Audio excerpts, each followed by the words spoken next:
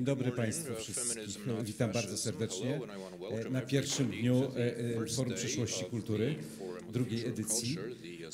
Ja się nazywam Paweł Łysak, jestem dyrektorem Teatru Powszechnego. Chciałem na początku powiedzieć, że siedzimy, a my stoimy w instalacji Jonasa Stala, Jonasa, który jest z nami, która jest również przestrzenią bachantek, które miały wczoraj premierę. Jonas Stal jest z nami. Możemy mówić brawo za to, że zrobimy taką wspaniałą pracę. Brawo.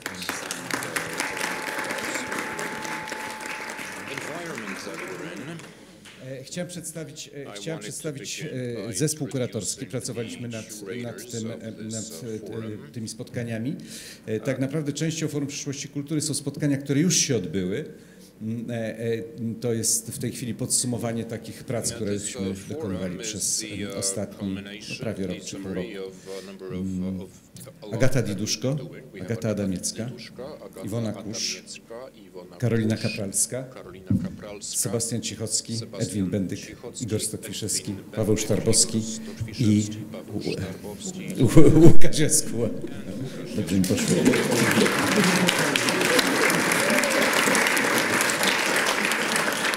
Dobrze. Na początku poproszę o zabranie głosu Iwonę. Dzień dobry, bardzo się cieszę, że Państwo przybyli na kolejne forum. Nie będę mówić dużo o naszym programie, bo mam nadzieję, że wszyscy się zapoznali z naszymi tekstami programowymi, w których tłumaczymy, dlaczego nie faszyzm i dlaczego tak feminizm. I jak to rozumiemy, może bym tylko podkreśliła, że chodzi nam rzeczywiście o jakiś taki pomysł na zdecydowaną przebudowę postaw dnia codziennego, działania instytucji kultury, ale też innych instytucji. Bardzo wyraźnie w całym forum chcemy traktować sztukę i instytucje kultury jako z jednej strony rodzaj laboratorium wypracowywania pomysłów, metod, działań, również w innych dziedzinach życia społecznego, ale również jako laboratorium wyobraźni, bo to jest to, czego pewnie w tej chwili najbardziej potrzebujemy, żeby móc odpowiedzieć na wyzwania polityczne i ekologiczne, jakie przed nami stoją. A ja tylko powiem, bo nie wszyscy są tu z nami po raz trzeci, niektórzy są być może po raz pierwszy, jaka jest krótka historia, bo my jako zespół programowy spotkaliśmy się 2 lata temu przy okazji budowania Kongresu Kultury w Warszawie. To był taki kongres pod hasłem Zbierzmy się, który powstał z inicjatywy ludzi jakby w kontekście takiego sprzeciwu wobec tego, co wtedy zaczęło się dziać w związku ze zmianami politycznymi i co dzieje się do tej pory. Pewnie część z Państwa pamięta, że to wtedy, pod koniec tamtego kongresu, profesor Czapliński krzyknął królestwo za narrację i to było to, czego się wtedy dowiedzieliśmy, że po prostu brakuje nam języka, który pozwoliłby nam budować wspólnotę, która jest skuteczna w takim zachęcaniu innych Polek i Polaków do pójścia za wizją państwa demokratycznego, otwartego, różnorodnego i że ta narracja byłaby czymś bardzo cennym. I zaczęliśmy jej szukać i szukaliśmy jej na różne sposoby. W zeszłym roku Forum Przyszłości Kultury miało hasło wolność, równość, wyobraźnia i wtedy z kolei rozmawialiśmy o tym i budowaliśmy to w ten sposób, że zaprosiliśmy na to forum przedstawicieli i przedstawicielki różnych najaktywniejszych ruchów, które budowały opór wobec tego niszczenia demokracji i to były ruchy kobiece, LGBT, ruchy związane z ochroną przyrody, ruchy pracownicze i ci ludzie współtworzyli z nami forum i chodziło nam o to, żeby rzeczywiście pokazać, że kultura nie jest czymś odrębnym, tylko jest czymś, co może być także narzędziem pomocnym do walki na tych różnych obszarach, ale że też wszyscy musimy działać ponad naszymi różnymi oddzielnymi sektorami i bańkami, w których jesteśmy. to byli rzeczywiście ludzie, których wcześniej nie było tylko w tym obszarze kultury i to było ciekawe, rozszerzające spotkanie, aczkolwiek mieliśmy wątpliwość, że to ciągle jednak za mało i w tym roku spotykamy się pod hasłem feminizacji przestrzeni debaty, feminizacji instytucji, feminizacji polityki. A czym jest owa feminizacja, to mam nadzieję, że też razem wygadamy, bo mamy pewne pomysły, ale chcielibyśmy, żeby to była wspólna, dwudniowa rozmowa o tym, jak to w praktyce widzimy. W konkretach. Ja bym może przywołała jeszcze hasło, jedno z haseł 1968 roku. Cała władza w ręce wyobraźni. Cała władza na rzecz wyobraźni i wydaje nam się też, że właśnie z myślenia o narracjach być może trzeba zrezygnować. Przestańmy liczyć na gotowe recepty, tylko właśnie zajmijmy się wypracowywaniem i wspólnym działaniem na rzecz tego nowego świata. Dziękuję bardzo zespołowi. Proszę usiąść.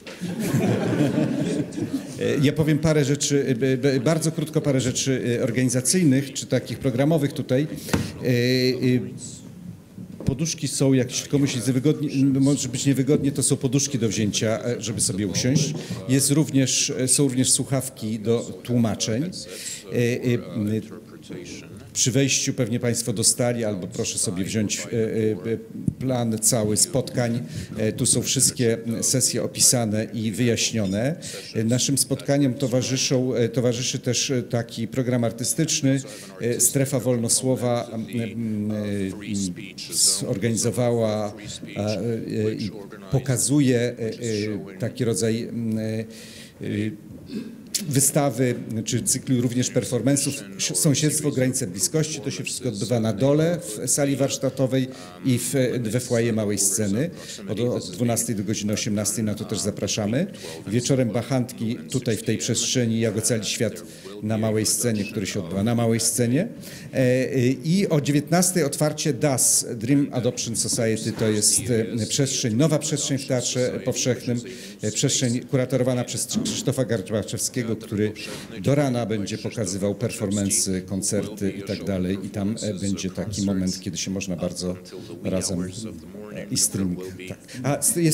Nasze spotkania są w streamingu, czyli można je oglądać również online na Facebooku Teatru Powszechnego i Forum Przyszłości Kultury. Teraz chciałem poprosić Tomasza Janowskiego, Tomku, o dwa słowa, o parę słów, o wygłoszenie swojego tekstu. Tomasz jest jednym z organizatorów i inicjatorów Forum Przyszłości Kultury. Dzięki Urzędowi Miasta również możemy to forum organizować. Dzień dobry, bardzo mi miło. Ponieważ Paweł poprosił, żebym mówił krótko, to ja napisałem, bo jak się mówi z głowy, to obawiam się, że się mówi dłużej, więc pozwolą Państwo, że szybko to spróbuję przeczytać, że zajmę nie więcej niż 7 minut. Duża czcionka. Życzę wszystkim kobietom, żeby rzadziej zastanawiały się, dlaczego je zaproszono, a mężczyznom, by zastanawiali się częściej, napisała Kaja Puto w krytyce politycznej, komentując kwestię obecności kobiet w debatach publicznych. No więc zastanowiłem się ja i wyszło mi na to, że może po prostu ktoś zauważył, że nasza polityka kulturalna nosi znamiona feminizmu albo co najmniej sprzeciwu wobec faszyzmu. Mówimy, że świat, jaki znamy, mając czasem także na myśli męski świat, splajtował i się wyczerpał. Korzystają z tej plajty populiści i rosnące w siłę ekstremizmy prawicowe, w tym widoczny już gołym okiem faszyzm. Czekamy z nadzieją, że ktoś wyciągnie wnioski i zaoferuje nową wizję, nowy słownik, nową fronezis, czyli mądrość praktyczną, która łączy właściwe cele z dobrymi środkami do ich realizacji. Wiemy to już dzisiaj z pewnością i wszyscy chyba odczuwamy każdego dnia. Miasta stoją przed wielkimi wyzwaniami. Problemami demograficznymi, wielką siłą globalnych korporacji i deweloperów, zarządzaniem danymi, brakiem pełnej podmiotowości i wykluczeniem całych grup społecznych. Miasta mierzą się z kryzysem migracyjnym, o którym wciąż myślimy, że nie jest naszym problemem. Wysokimi cenami nieruchomości, które sprawiają, że stajemy się zakładnikami pracy i kredytów, czy też szalejącymi nierównościami społecznymi i ekonomicznymi. To w metropoliach odczuwamy najwyraźniej nienawiść panoszącą się w wirtualnym i realnym świecie. Zaczynamy powoli rozumieć, że jeśli radykalnie i masowo nie zmienimy naszego stylu życia, udusimy się w smogu, a przy okazji wymordujemy na ziemi całe życie. W warszawskim metrze można jeszcze wystarczy zobaczyć plakat WFF przygotowany z okazji COP24 z hasłem „Mieszkańcy Warszawy zagrożeni wyginięciem”. Czy jesteśmy przygotowani na te wyzwania? Jak się do takiej odpowiedzi na te wyzwania w ogóle przygotować? Wierzymy, że na rój tych problemów odpowiedzią jest kultura, rozumiana jako paradygmat wartości, postaw i zachowań. Kultura rozumiana jako forma realizacji podmiotowych praw i jednostek i zbiorowości. Jako otwarty i prowadzony nieprzemocowo dyskurs, a czasem jako artystyczna praktyka o lepszym świecie, za którym tęsknimy. Kultura różnorodna, wolna, włączająca i upadmiotawiająca. Odpowiadająca nie tylko ambicjom twórców i twórczyń, ale także odpowiadająca na zróżnicowane potrzeby obywatelek i obywateli. Wszystkich. Także, a może nawet przede wszystkim tych wykluczonych. Kultura powinna znaczyć coraz więcej w przestrzeni publicznej i w miejskiej polityce. To oczywiste. Powinna także przesycać wiele różnych publicznych sfer życia. Społeczną, edukacyjną, ale także urbanistyczną, ekologiczną, zdrowotną czy cyfrową. Stawką jest przecież nie kolejna kadencja, ale kolejne pokolenia. Być może jednak największym kryzysem, z którym mamy do czynienia, jest kryzys zaufania. Być może największymi barierami są te, które sami sobie wzajemnie stawiamy. Od 5 lat staramy się w Biurze Kultury działać w tym duchu. Nie w duchu barier i kryzysu zaufania, ale otwartości i podmiotowości. Prowadzimy politykę uspołecznioną i równościową. Większość decyzji zapada z udziałem osób, których one dotyczą. Trzeba sobie jednak otwarcie powiedzieć, że prawdziwej partycypacji wszyscy dopiero się uczymy. Dokładamy starań, by miejska polityka kulturalna opierała się na wiedzy i faktach, a nie opiniach, wrażeniach czy własnych estetycznych upodobaniach. Wiele naszych badań i ewaluacji z jednej strony daje podstawę do konkretnych decyzji, ale z drugiej nie przynosi zniecierpliwionym prostych odpowiedzi. Zdarza się także często, że dzięki badaniom potrafimy jedynie postawić kolejne pytania. W czasach populizmu rzetelność potrzebuje jednak cierpliwości, a my potrzebujemy wsparcia, by w taki sposób prowadzić politykę kulturalną. Szukamy nowych, progresywnych metod i systemów wspierania twórczości. Musimy przy tym wszyscy być odpowiedzialni, ponieważ zadanie polega na przebudowie systemu, a nie na interwencji w pojedynczej sprawie. Równocześnie jesteśmy też pierwszym samorządem w Polsce, który w sposób systematyczny i całościowy zajmuje się rozwojem publiczności, rozumieniem potrzeb i deficytów w praktykach kulturalnych mieszkanek i mieszkańców Warszawy oraz budowaniem uczestnictwa w kulturze. Nasze europejskie koleżanki i koledzy, z którymi pracujemy, twierdzą, że jesteśmy w tym zakresie awangardą. Dlatego konsekwentnie od 5 lat wspieramy finansowo i merytorycznie projekty i działania innowacyjne, krytyczne i dyskursywne, w tym także Forum Przyszłości Kultury. Po raz trzeci spotykamy się, by wspólnie szukać odpowiedzi na pytania o przyszłość, także przyszłość kultury. Najpierw na kongresie, a potem na forum. W zeszłym roku, śmiem twierdzić, że nie jestem w tym wrażeniu odosobniony, kończyliśmy z poczuciem, że partykularyzmy są wciąż silniejsze niż troska o sprawy uniwersalne i zasadnicze. Wierzę, że wyciągniemy z tego wnioski. Wierzę, także po słowach nowego prezydenta Warszawy, Rafała Trzaskowskiego, o mądrej, ale i krytycznej kontynuacji, że nie musimy za każdym razem zaczynać wszystkiego od nowa. Wierzę, że przywołana perspektywa feministyczna pomoże nam nie powtarzać wreszcie tych samych błędów obojętności, szalonej konkurencji, dominacji własnych interesów i egoizmu. Jednym z naczelnych haseł projektu ADESTE, części naszego programu rozwoju publiczności, of our program for audience development is cooperate, not compete, don't compete.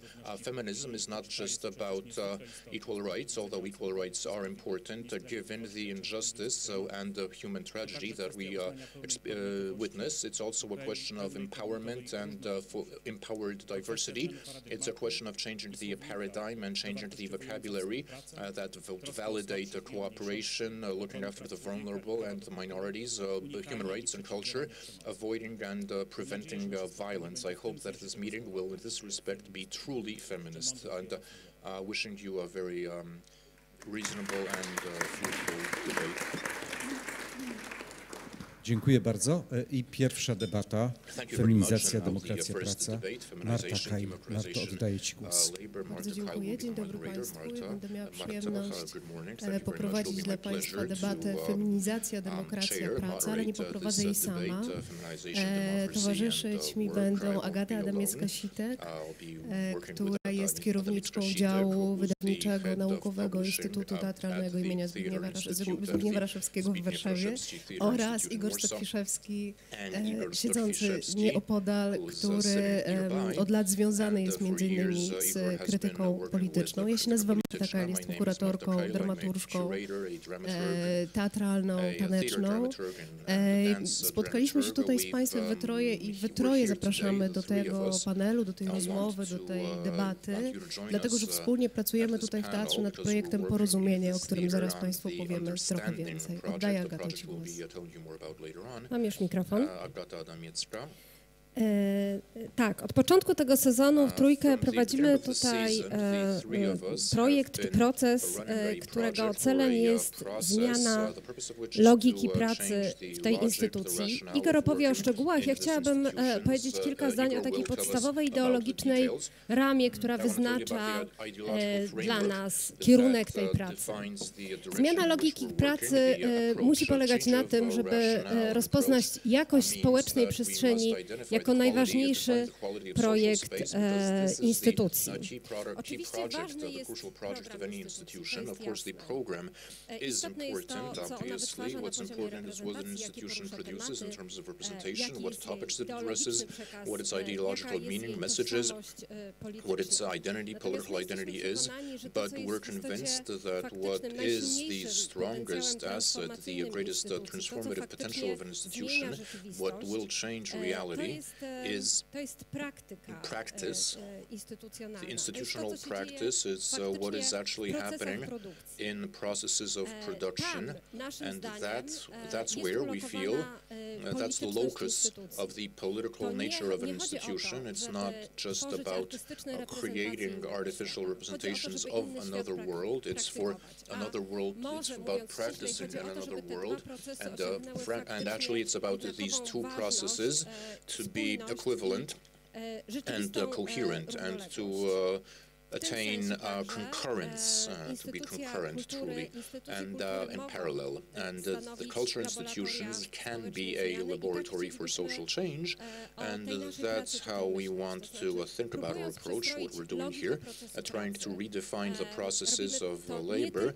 We're doing this not just for culture and for people involved in culture workers. We believe that this could be an avant-garde that will define or that will shape a rationale, an approach to work and the way a social space operates.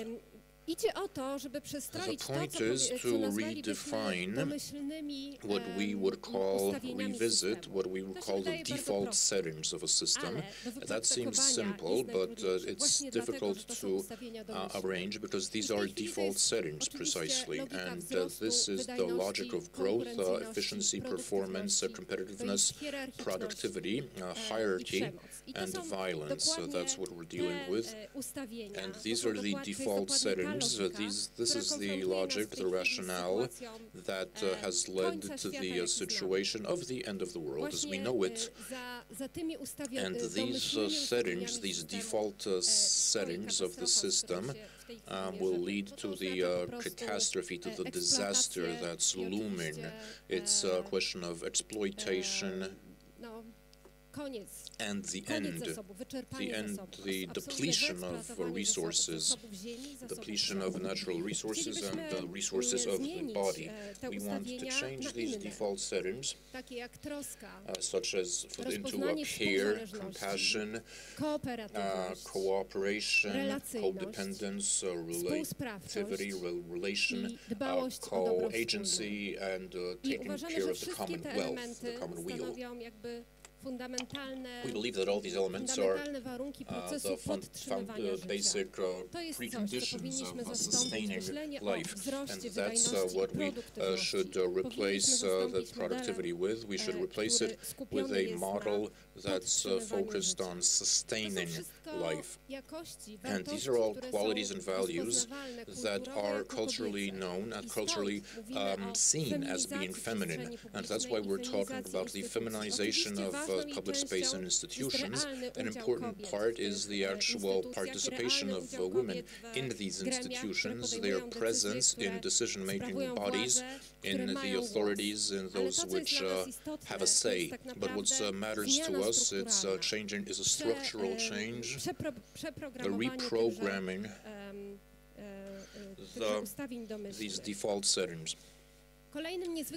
Another very important factor is to bring out and to identify the incompleteness of the system of production, which is based on invisible, unpaid, or unappreciated reproductive work, work which is focused on, which aims at sustaining life. Changing the models of production means rejection of the primacy of productivity and the empowerment of lay workers and social partners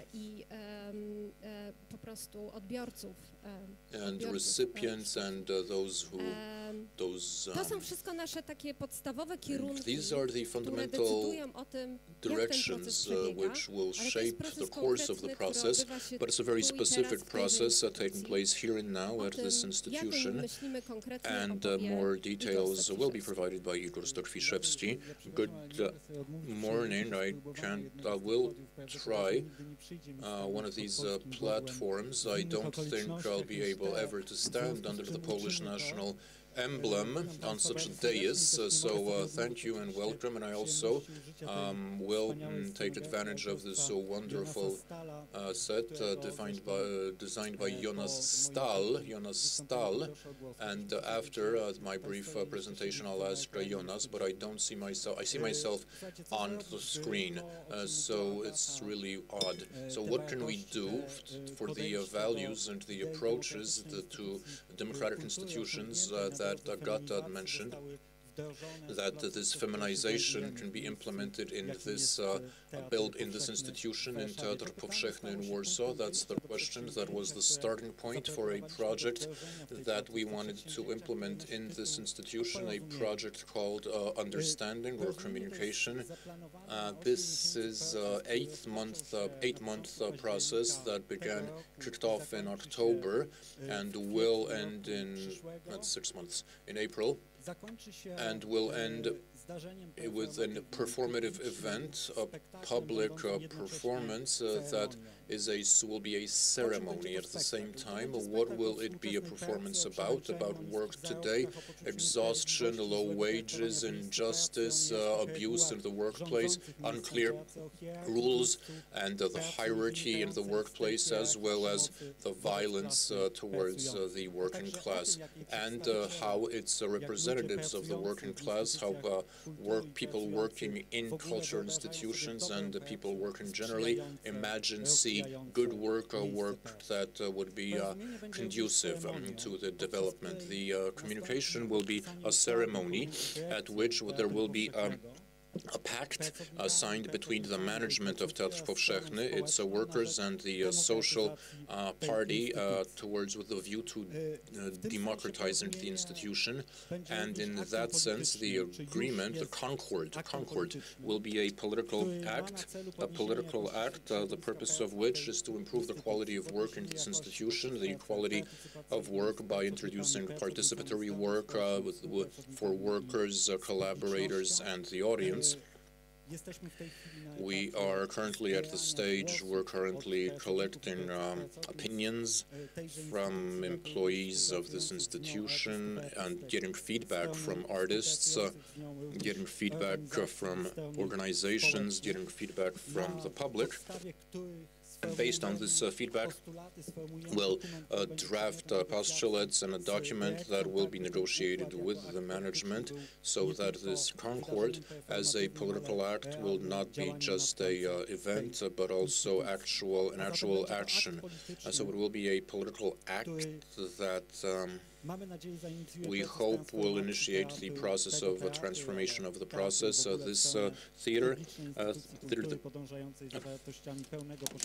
but also full respect for workers' rights, the democratic surroundings, the democratic environment, and feminization, which will lead towards a sensitization towards care, education, and production and reproduction as full-fledged components of the production of art. Thank you very much. Before I hand it over to Marta Kyle, who will take our debate further, I wanted to ask Jonas Stahl. I'll hand the microphone over to you, Jonas, in a moment. I wanted to say that the place we're in, this unionizing the Polish Parliament, this is another step towards Jonas's cooperation with the forum, because those of you who attended, who took part in last year's event, remember the flags, the unionizing the Polish flag, also designed by Jonas Stahl. So from flags, we've now moved on to the parliament, and I dread to think what will happen next year, Jonas.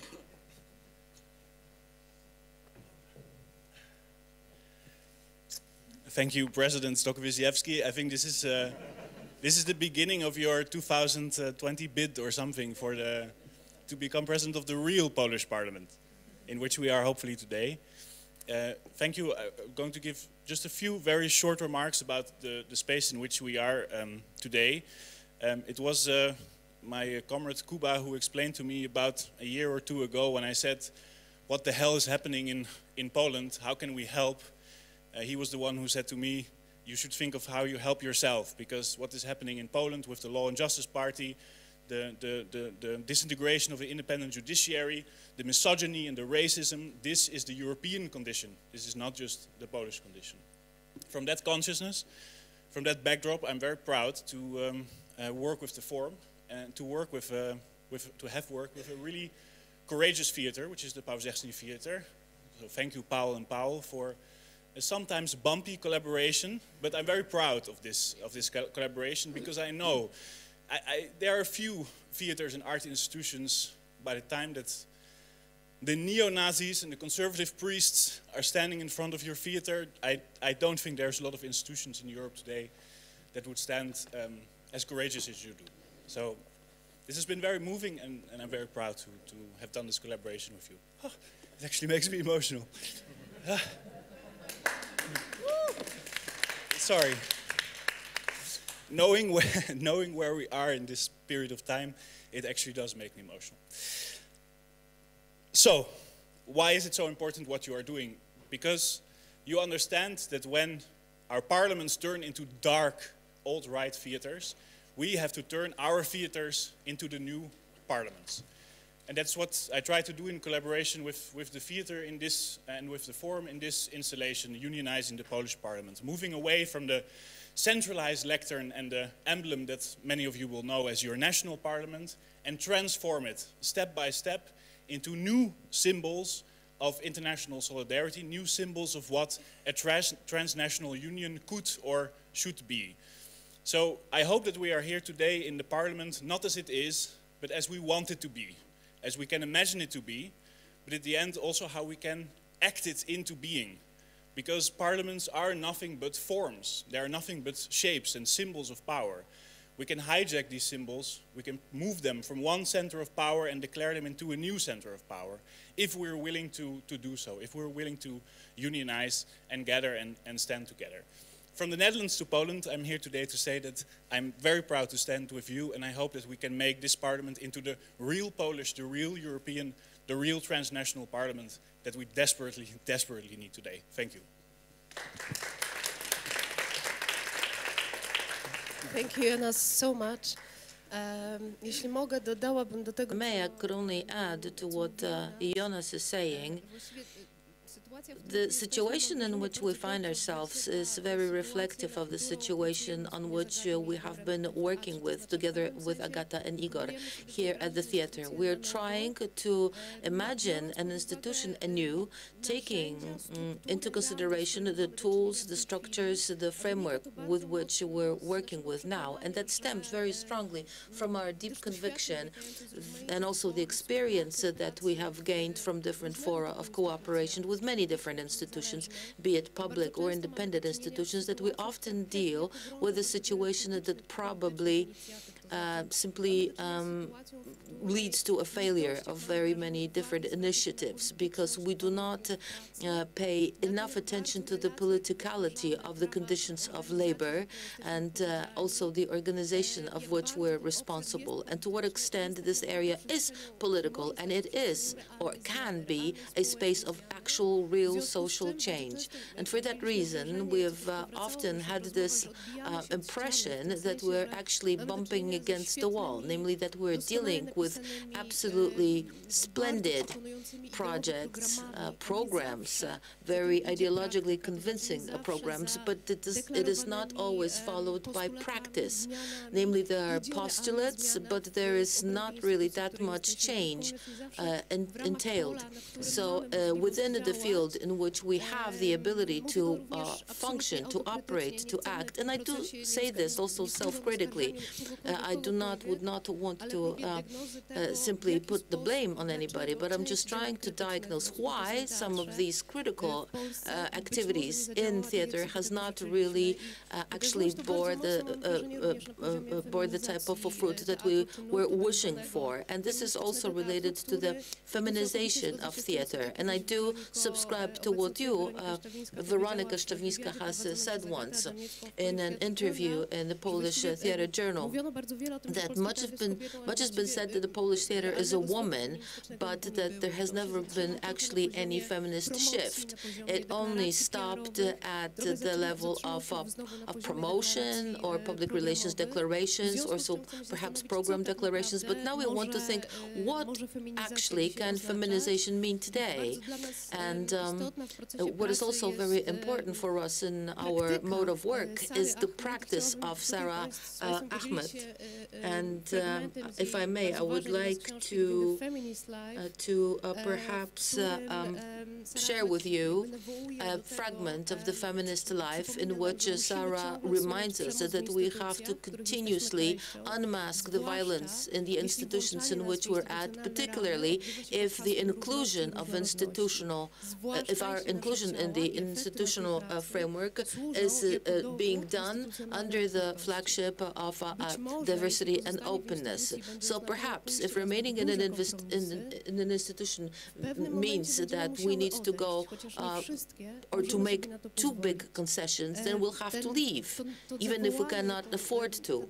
And this call, this declaration that was presented by Sarah is also very important to us, to the effect that each and every one of us in this process, we have the experience of leaving an institution, despite the fact that we never wanted to leave this institution, or that we never really wanted to have this, and would never want to have this institution here. We've actually dreamed of a situation in which it would possible to co-create a place from which we do not have to go, in which we can actually realize our needs, and that we can actually forge into practice our program assumptions. But this discussion is not only happening in Poland, and we shouldn't close ourselves off in the Polish context, particularly the political context in Poland. As Jonas said, mentioning Kuba Schroeder is not only related to our country; it's a pan-European situation. So it is possible. So it is necessary to have these discussions in the many different countries, in the many different contexts. And for that reason, we have decided to invite here very prominent curators and practitioners and researchers who have behind them the experience of democratizing institutions or leaving institutions. So we would like to ask them to share with us their practice, the experience, so that perhaps together we can think of a situation in which we can work on the situation in the institutions. We have Katia Zonnemann here with us, a theater producer, who's also the author, probably the only educational project in Europe for the producers of performative art, particularly the independent producers of performative arts in Germany. And she has undertaken a huge effort in order to empower the role of the producer in theater. We also have with us Lara Stahl, curator, dramaturg, and researcher, cooperating with a whole number of different institutions. For example, the Precarity Theater in Amsterdam, with which Lara cooperated, or Das Theater, a great school that teaches the practical curatorship in Amsterdam, among other things, practical curatorship, and also a new cooperation with Entegent. And Agnes Kakels, a director of the Great Center of Buddha in Belgium. So Katia, over to you.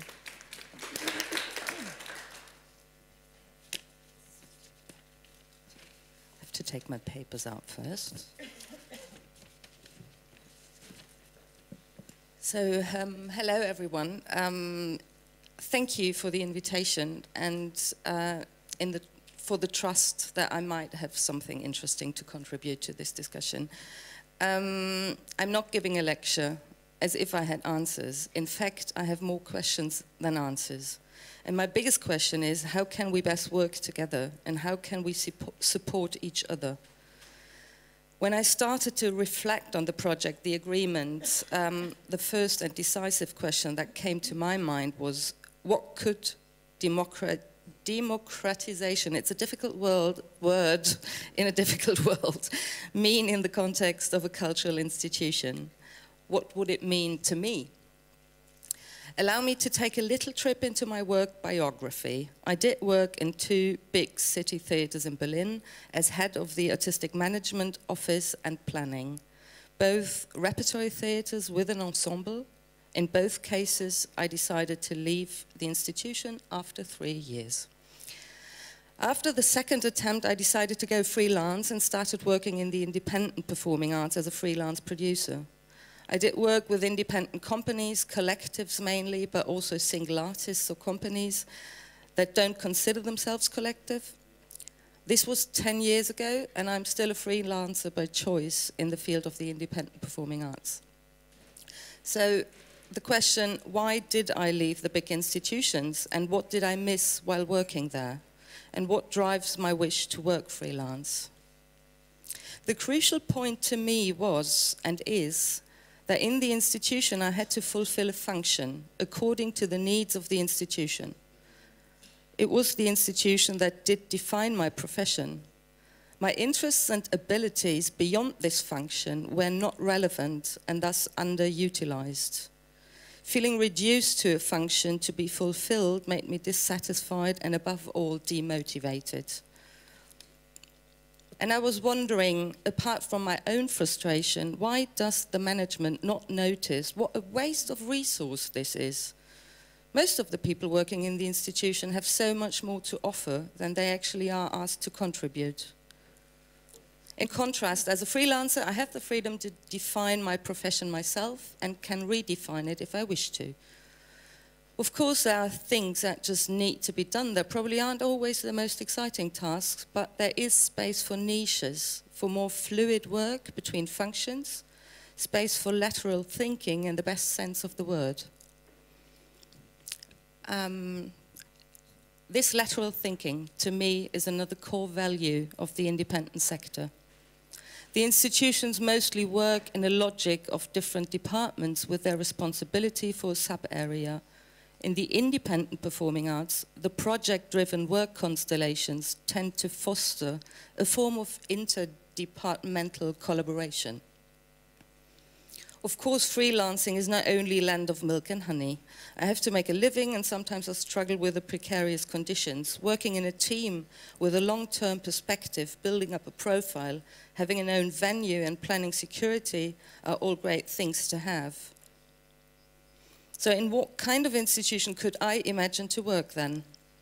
An institution whose management and employees remain in dialogue about the form of cooperation and do not forget to question themselves and their working methods, where giving and receiving feedback is a matter of course for everyone. Or more precise, in an institution where I could work in a team, where decisions are taken together, responsibilities are shared, and different opinions are taken into account. Still, decisions have to be made, and someone has to take responsibility for them. This also creates pressure. Can this someone not be more than one person? Why not share the responsibility, distribute the pressure and the pleasure? Back to the opening question, what would or could democratization mean? When I learned to pronounce this word properly, then we're probably there. The system of the representative democracy is not entirely applicable, as the direction is not elected by the employees. But there's evidently a need to examine more democratic working models one could also just call more team-orientated.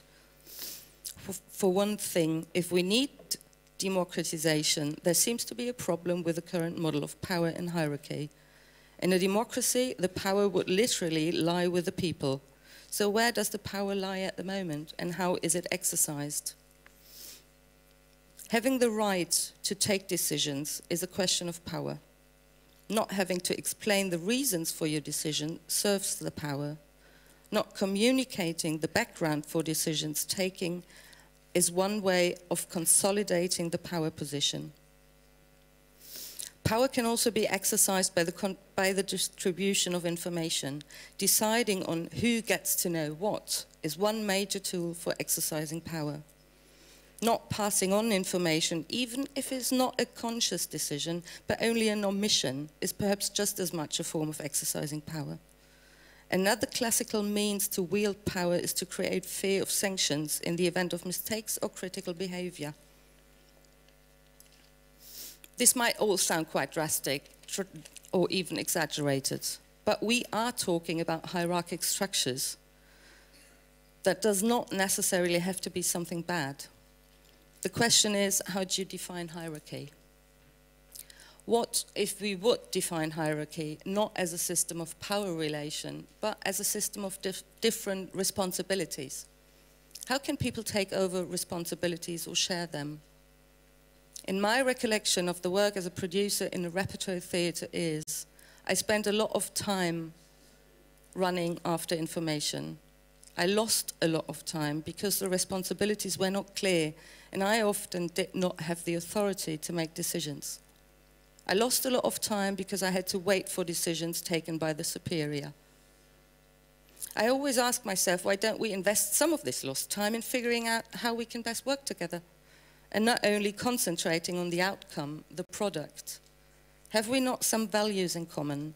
Do we not all want to be respected for our work? Can we not acknowledge different skills and different ideas? Why can we not just assume that we are all working in the theatre for a reason, and that we all prefer to work together and not against each other? Another issue is that we tend to support a kind of value hierarchy in the performing arts. The artistic work being of more value than organization or administration or the work of a technical department. But theatre is a collaborative praxis in itself. So why not acknowledge that there would be any production on stage? There wouldn't be any production on stage if not all the people on and behind stage made their contribution. One thing that can probably be learned from the independent sector is the project-driven working structure. The production process is not as fragmented as it is in most cases in the institutions. In most cases, all the people in the team have an idea on what they are working for and why they're doing it. In the best scenario, Best case scenario, the producer or project manager is the interface, the one distributing the information, keeping everyone updated on changes and the process of the production. It's an important role who has in mind who needs to know what. This interface in turn must be supplied with all the necessary information. In my understanding, this information also includes the reasons for management or artistic decisions. So I am convinced that if you have the chance to see the bigger picture, if you know about the reasons why certain decisions are taken, and if you are thereby more connected to the outcome of a production process, work is more meaningful and joyful. After all, we are working in the arts. That's supposed to be fun as well. And it's supposed to inspire people. What could be more inspiring than changing the common hierarchic models? Thank you.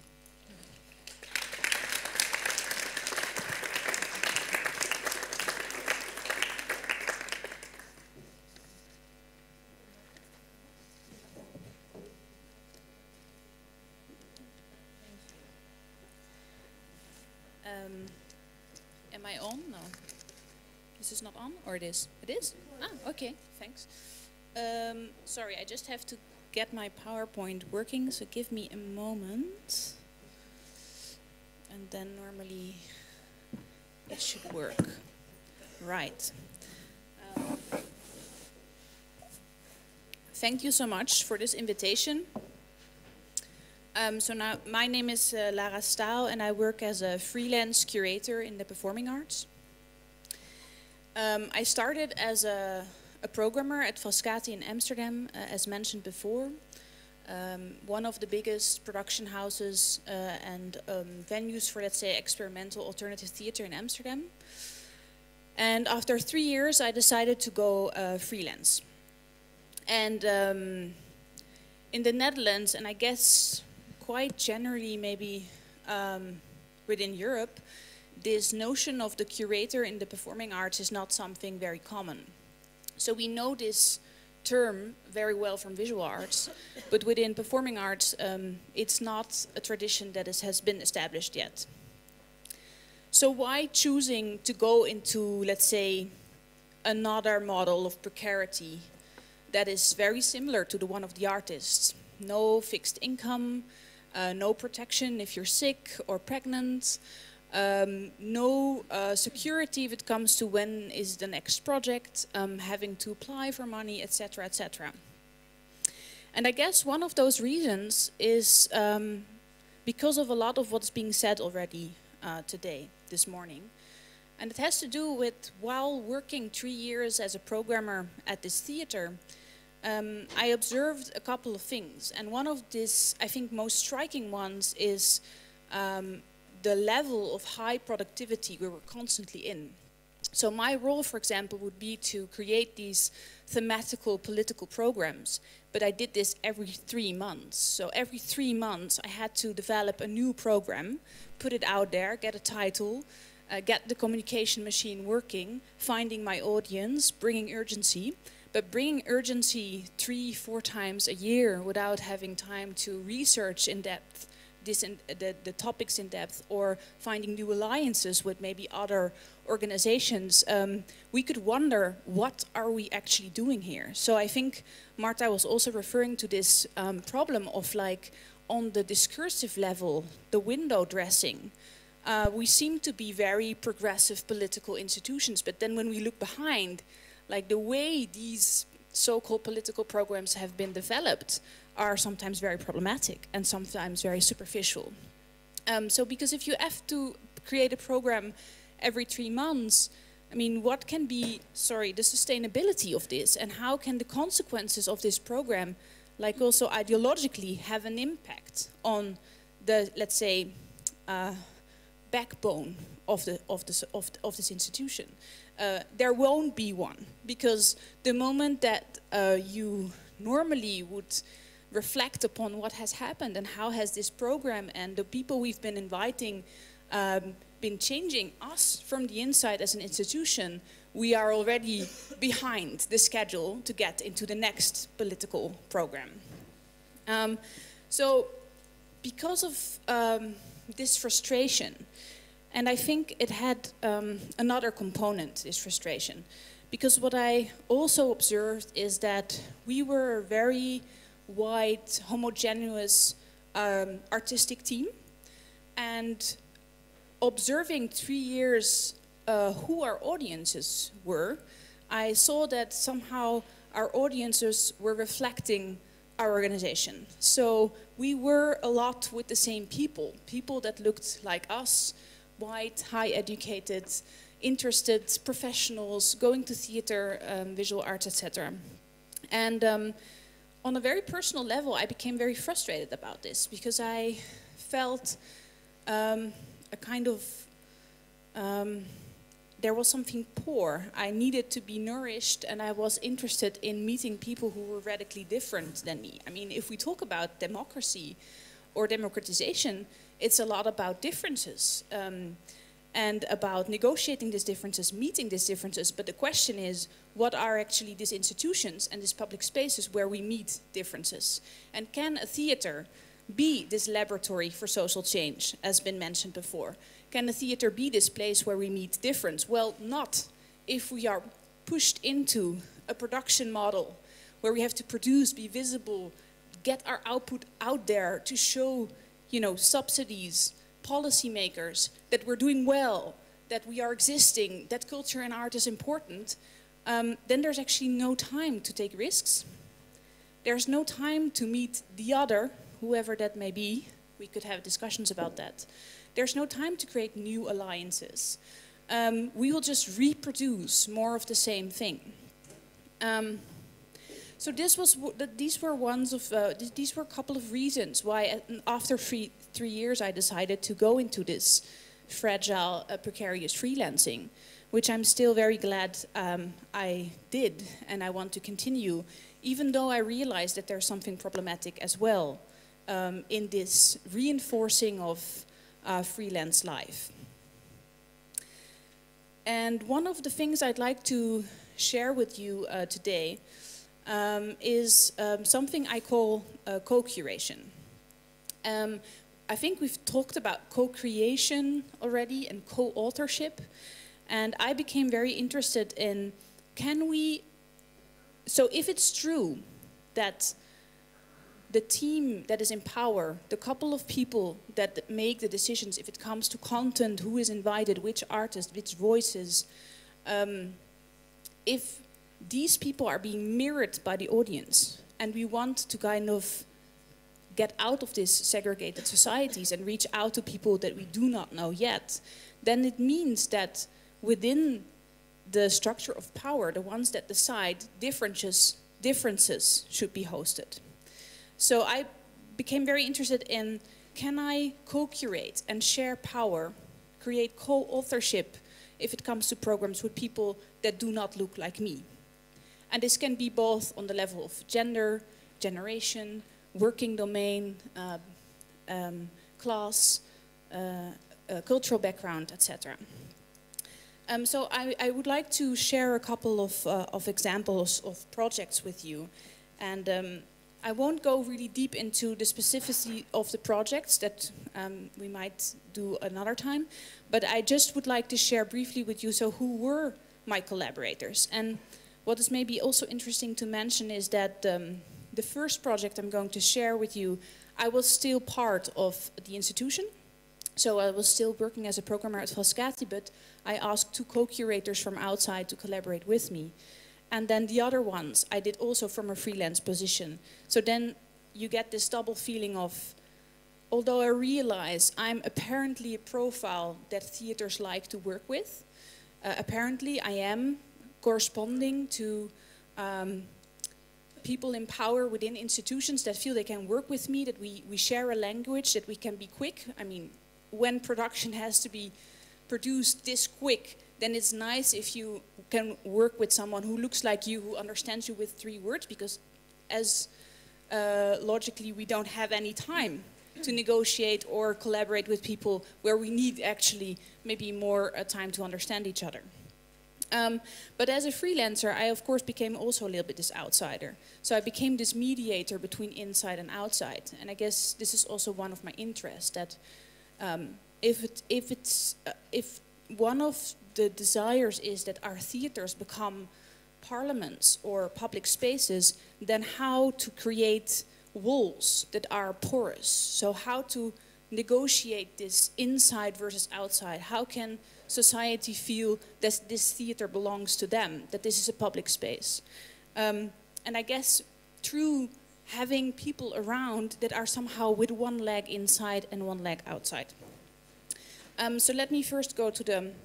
I have one quote I forgot that I'd like to share. So this is a quote by a researcher and now currently, just recently, co-director of Kunstenfestival Desire in Brussels. And he says in an article published by a book that Marta Kell edited, which is called Recreating the Obvious, he says, what about hiring someone that is unfit for the job? This might mean that the institution has so far been unfit for him or her. If the institution is a character inhabiting the pages of a novel, what would ensue if one gave up the idea of bringing it closer to the people and left it unfinished and undeveloped? So I'm very much inspired by this idea of hiring the person that is unfit, because I think working with someone who is different from you or that requires more investment in understanding each other kind of confronts the institution with what it is unable to host. What are its blind spots? Who is it not talking to? And this is often very unconsciously, you know, as we're in this quick mode of accelerating production, we don't have the time to realize who is being left out, actually. But maybe consciously hiring someone who seems totally unfit for the job would help us understand what we're actually leaving out. And potentially democratize the institution as we're talking about today. So one of the projects I wanted to share with you is called Other Stories, Finding More Than Me, 2017. And I co-curated this with Sahan Sabdivani, who is a Dutch-Iranian storyteller, and Ogutu Moraya, who is a Kenyan Dutch storyteller. And it was a program consisting of a couple of performances. Everything okay, Agatha? You tell me if something goes wrong. I'm running out of time. Oh, and I'm at the beginning. Okay, so well, it's very good. It's very good you tell me so. Very confronting. Okay, very good. So then I will really just share briefly, just give you more of a visual impression of what this programs was. So this is the back of the leaflet. This is the curatorial team. So this was still a project where I was part of Frascati. I know it's a very Amsterdam cliché image, and this is this was a newspaper. This is Mesrap. This is a storytelling center in Amsterdam who doesn't have any structural subsidy, so who completely functions on ticket sales. And it was a collaboration between this theater that Sahan Sabdivani is the artistic director of, and this is how it looks like from the inside. So it's really a storytelling center where people get together, a very international bunch of people listening to each other. And this is Frascati, so where I was part of.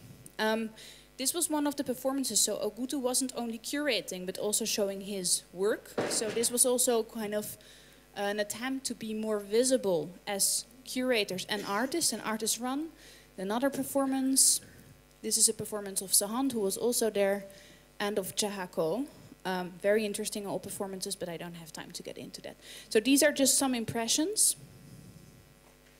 Quincy Gario, visual artist, performing artist, and this was a discussion. All right, next project, sorry, I'm going to rush up a little bit, but just to give you an idea. So this was called Night of Insanity, and this was co-curated between me and this fantastic woman called Riek Zijbring, who is a therapist and works with people with psychosis.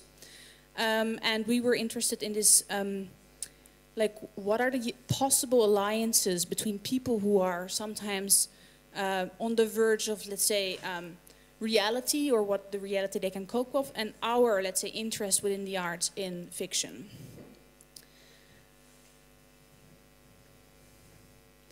So this was an evening with performance artists, people in therapy, sharing experiences, psychologists, musicians, very interdisciplinary to bring different voices from, let's say, psychology and psychiatry and art together.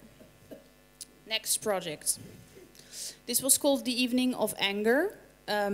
Probably a very problematic poster. We can have discussions about this, but my co-curator, who is on the poster, was very happy with this. So this is also interesting. What we assume is the reality and what is actually how the other person feels about this. So this is Gideon Everduim. He's a rapper. And I became very interested in rap and theater, and we wanted to create an alliance between people, through anger actually, people that are angry about, let's say, the political situation. And we brought together 11 speakers from theater, politics, to share their anger. And this was really about spoken word and theater and lecturing. And I will just go to the last project, Europe on Trial, which was a fictional trial, co-curated with Yunus Usman Noor, who was for 11 years undocumented, so-called illegal in our country, and just a year ago got his papers. And we created a trial where we were accusing Europe for violating human rights if it comes to asylum policies. And here it was very important, so this is the trial you're seeing here. Here it was very important for us to stop talking about refugees, but really start having a conversation with them, sharing the power of the organization of this program. I will just leave you with a couple of pictures and then end my contribution here as I'm far over time.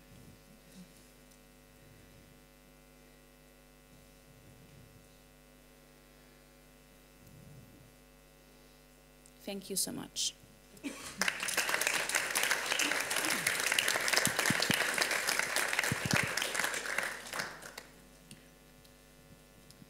How much time do I have, actually? 20 minutes. No? Right. Okay. So I'm Agnes Quakeles. I'm the artistic director of Buddha, residency place and a festival organizer in Kortrijk. This is in Flanders. Voilà, and we are hosting among more or less 65 to 70 companies per year, and mainly working with what we call in Flanders individual artists. This is people who are not having structural fundings but are working with projects. Bon. So I would like here to share some of the questions we are having in Buddha, and also share with you some texts and references that I found inspiring those past years, and also eventually open towards some possible perspectives. The first part will focus on some questions we have in Buddha, and the second one about, will be a bit more speculative. So I'll start with this. For the last funding application we wrote with Buddha for the Flemish Ministry, we proudly announced that we would be a house for and by the artists, and it sounded all good and promising also. And somehow it reflected also part of the working or part of our aspirations, as for example, as a residency place, we are honestly trying to put the artist at the center of our preoccupations.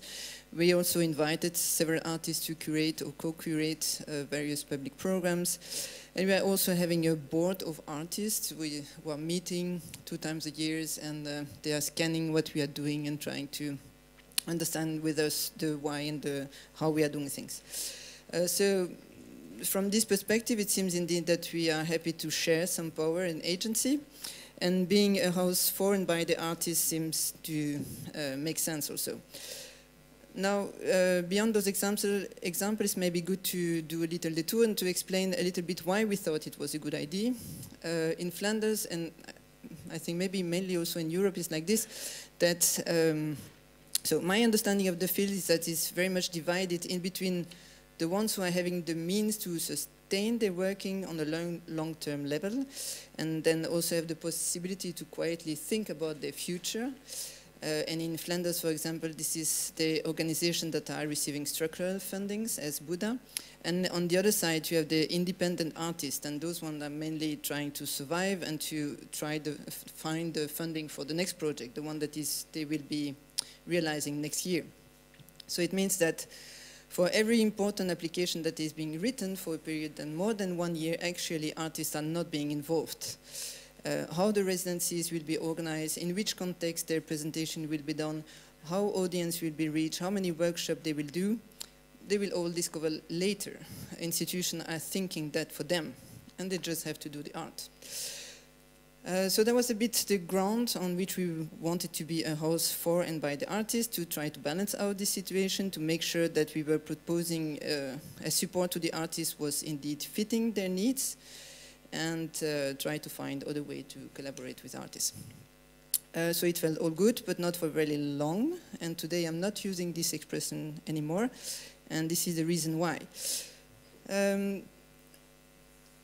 At the beginning of this new funding round, I had several conversations with a choreographer, French choreographer based in Berlin, Clément Layès, and they were back at the time discussing vividly the possibility of a fantastic institution. And I like a lot this idea that instead of complaining about the institution, you could eventually imagine how a fantastic institution could be. And I found this conversation so interesting that I thought maybe we should do a symposium about that. And this is what we have done 2 years in a row. We have done the Fantastic Institution and the Return of the Fantastic Institution in 17 and 18.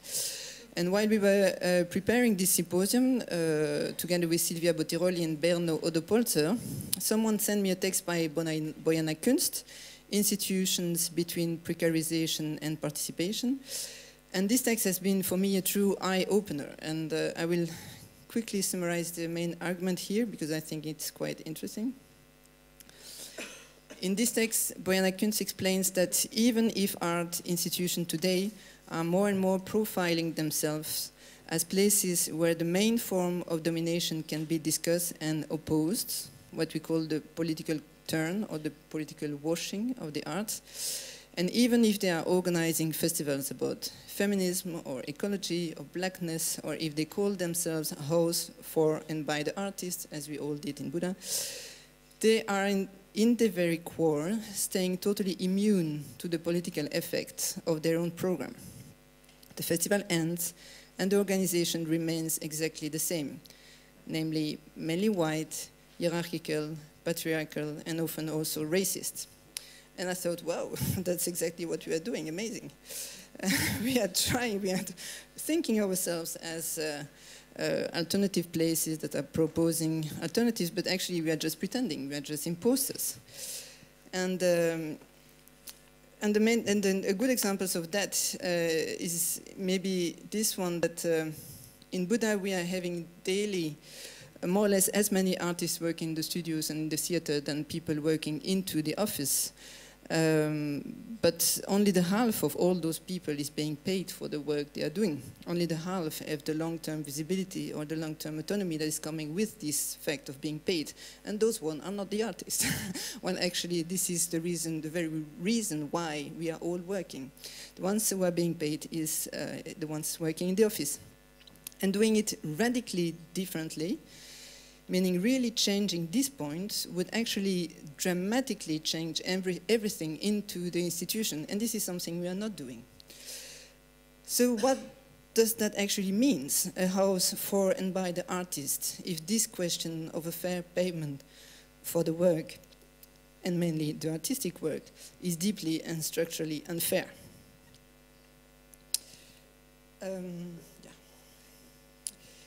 So we did this episode of the Fantastic Institution, and during the first episode, Sarah Van Hey, Flemish artist, was asking in her lecture whether we could have art institutions that practice alternative politics instead of presenting programs about alternative politics.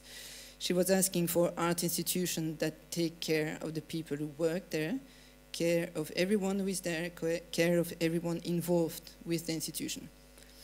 And I must say, this sounds exactly what we should do, but after some years of thinking and searching, we had to face the fact that changing is rather difficult and that institutions are very big machines and they are submitted to very deep inertia.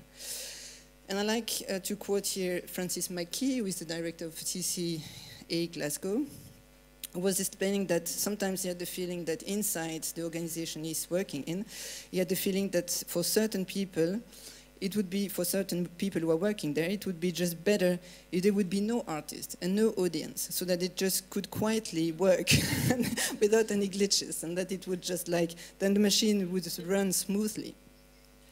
And surely no big transition, what for? Now, the fact that everything is very slow doesn't mean that we have dropped the idea of changing anything. And maybe I'm here telling you about 2 small steps we have done so far, and yeah, as examples.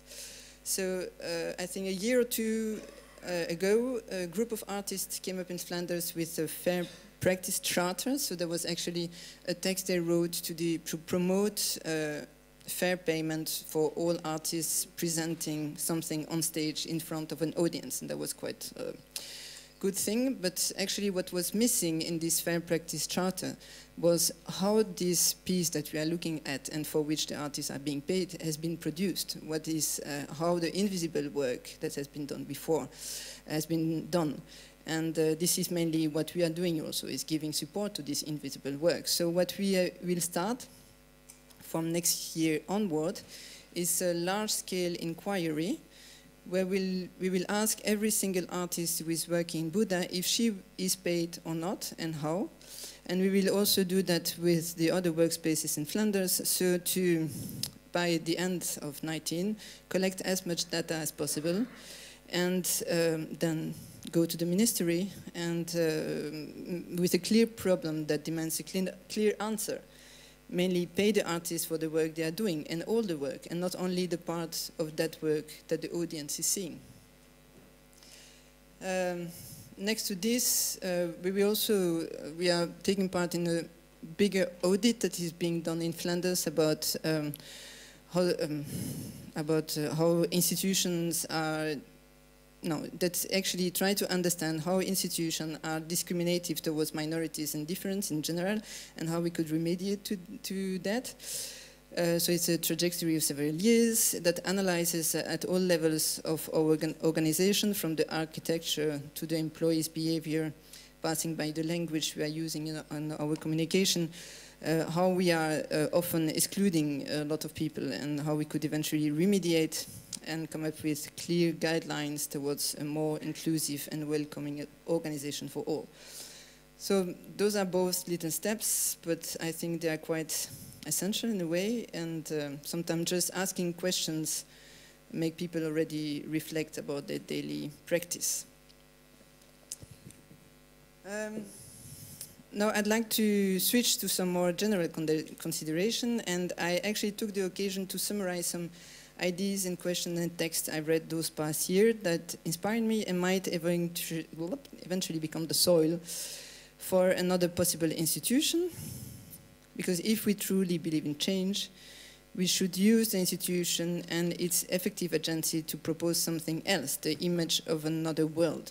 And that's quite a long list, but so I don't know, maybe we need, if you want to blow your nose or something, that's a good one.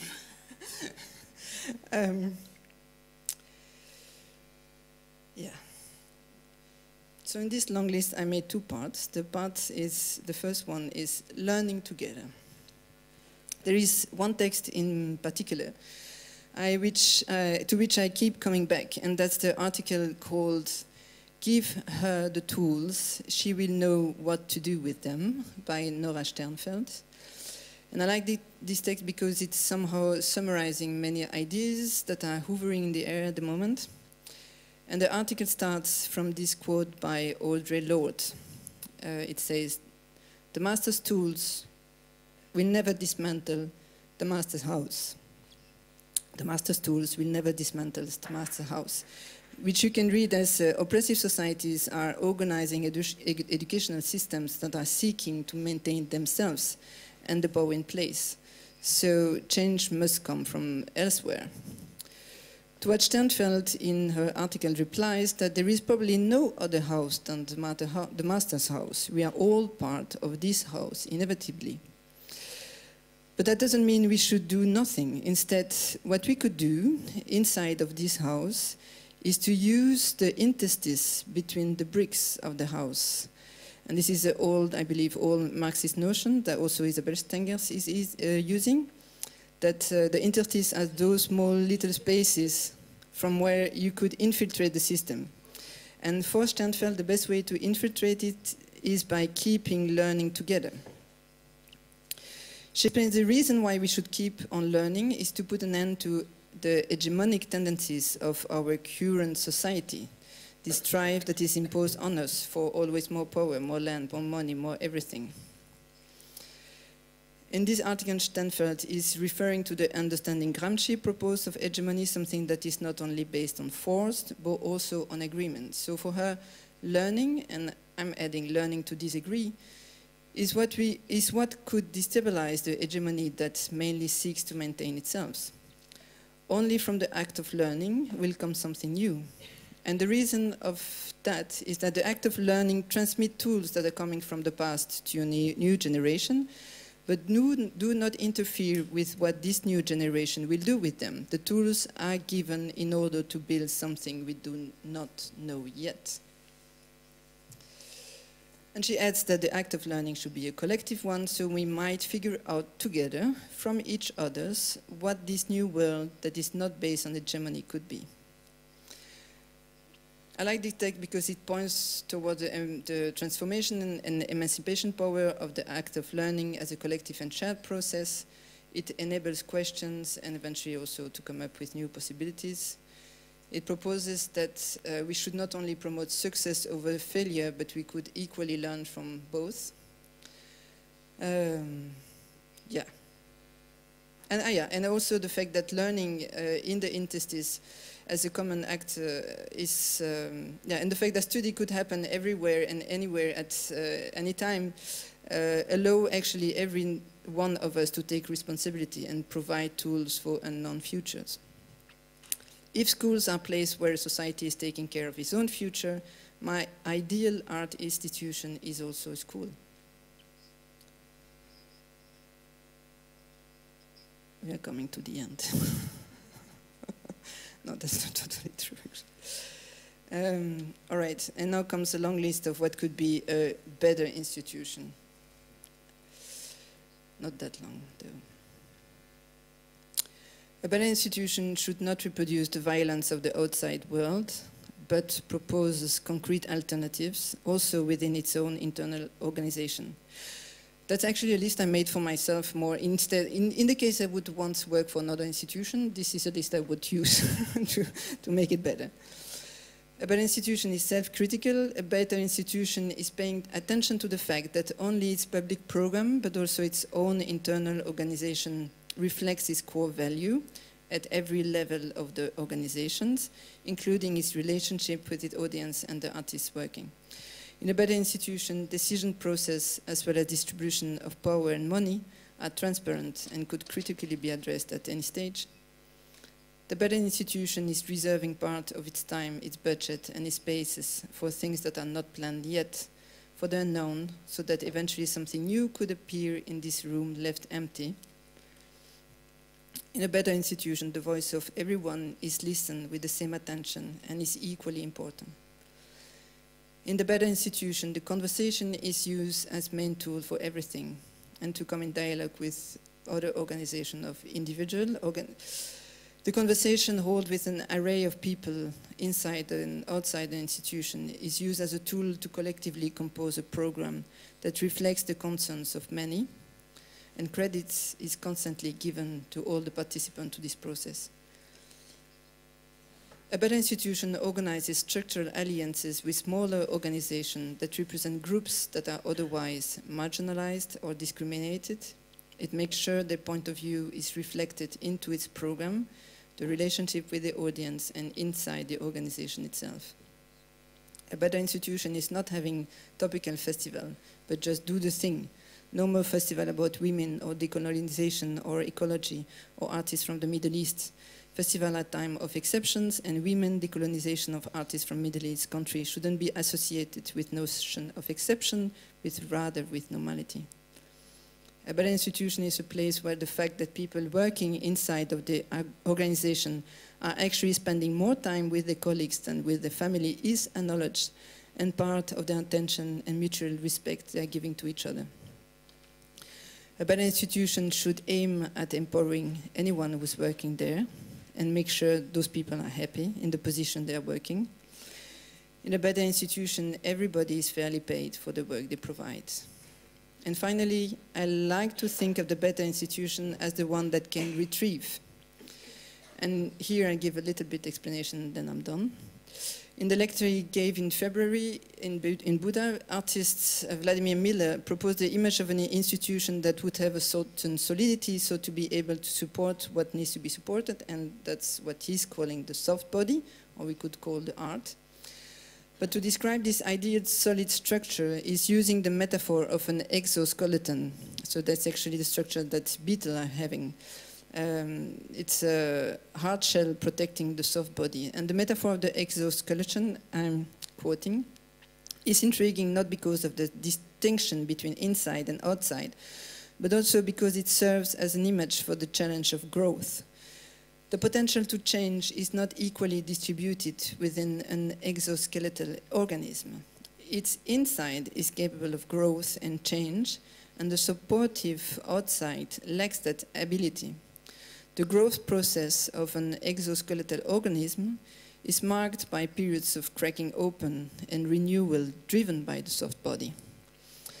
What I liked the most with the image is the fact that in order for the exoskeleton to transform and adapt to the needs of the body that it protects, the animal must temporarily retrieve from all activities and only come back when the structure is hard again. And this is not seen as a lack of strength, but rather as part of the normal life of an animal. I like the idea that retrieving is a possibility, something that would allow you to be more supportive towards the outside world in a later phase, and that those periods of vulnerability are part of the normal life of an institution. I like this idea mainly because retrieving is actually part of the normal life of not only beetles, but also humans. So why would an institution not follow that rhythm? I'm thinking, for example, of an institution that would have sleeping cells for their workers to have a nap, or an institution that would organize legal day off for PMS, premenstrual syndromes, that are so, anyhow, unspoken in our society. And those moments of retrieving would be considered as normal, something every institution is taking care of, not in order for their workers to be more productive, but rather in order for the institution to consider the workers as a whole, a person with a body that has certain needs, and not to see only the slice of them that is the function they incarnate inside the institution.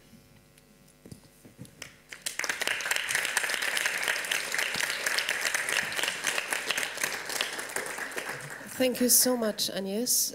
Are there any immediate questions or reactions from the audience? Czy są jakieś pytania albo any reactions or reakcje, komentarze, comments or doubts that the audience would like to voice now?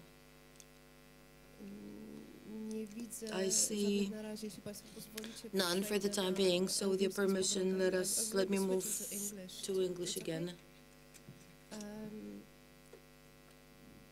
So I thought to myself when I was listening to you that the topic that is kind of recurring in your interventions, but also one that is very much recurring in all the meetings that we've had this far here at the theater that we've conducted with Agata, Igor, and the whole crew of the theater, is the question about the circulation of information and thinking about information exchange or distribution as a political tool. Katia has talked about it.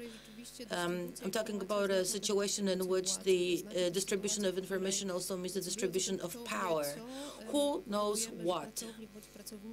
By making such decisions, we make either a worker a part of a production process knowingly, namely that this person has the opportunity to work either in an engaged manner or in a completely alienated manner. And I thought to myself that it'd be quite interesting if perhaps addressing our panelists or our speakers, but also the audience, if you would like to perhaps share with us situations that you've experienced that would be related to the introduction of information or distributing information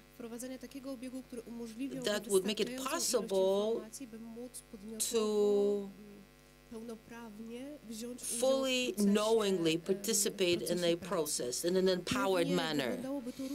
I think it would probably look differently at the different levels of the institutional hierarchy or the institutional structure, but I'm asking you about your experience, good experience and bad experience. How is it possible, or is it at all possible, do you ever have such experience of making sure that there is information exchange, thus allowing an empowered participation of your associates, workers in the work, in the institution? I'm asking this because I think that information distribution is one of the things that we'll be intensely working on as part of this accord.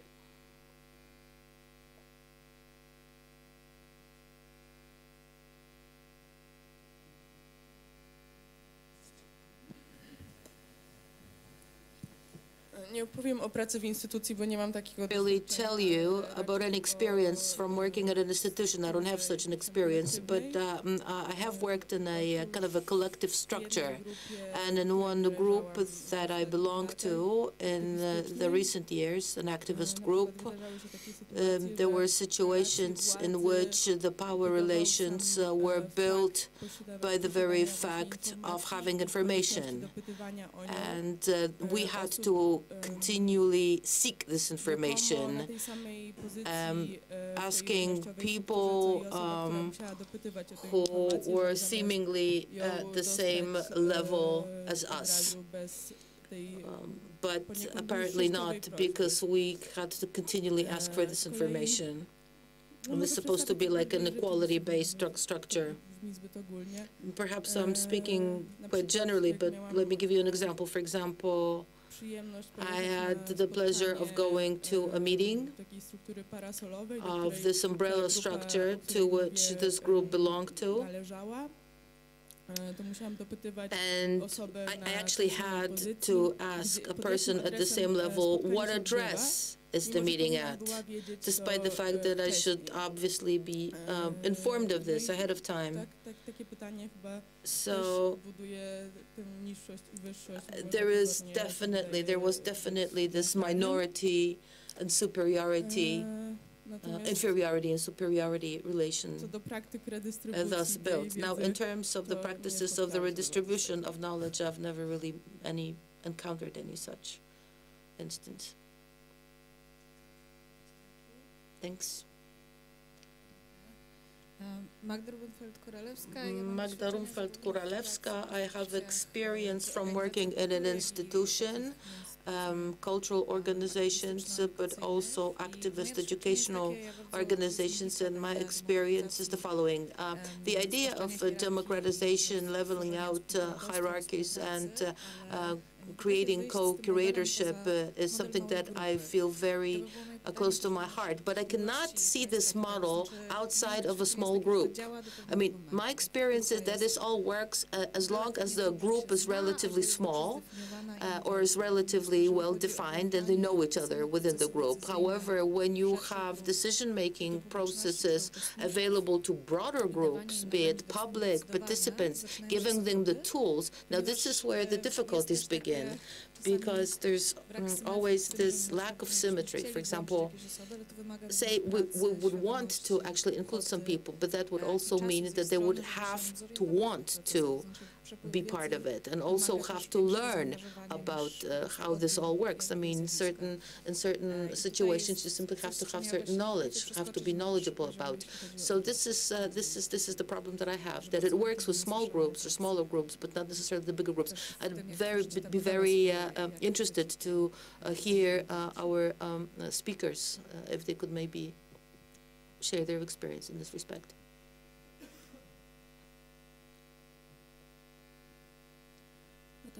Natalia Dzieduszycka, Teatr Warszawa. I completely agree with what the fourth speaker has said.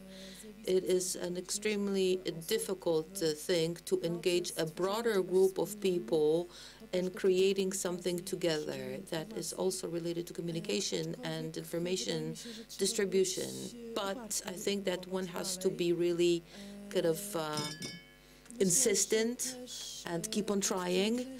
I also think, well, my experience is about working with a company, a theater company, people who also work a lot, but it's also about giving people space in terms of their obligations, so that they had some freedom, that they have the opportunity to express themselves, speak out their minds, participate in processes which are very important, but which are not necessarily directly belonging to the scope of the so-called everyday activities, because then you definitely get a lack of initiative, and you only get these things, this feeling that, oh, there's like an additional burden for me, an additional duty for me, and then difficulties can arise.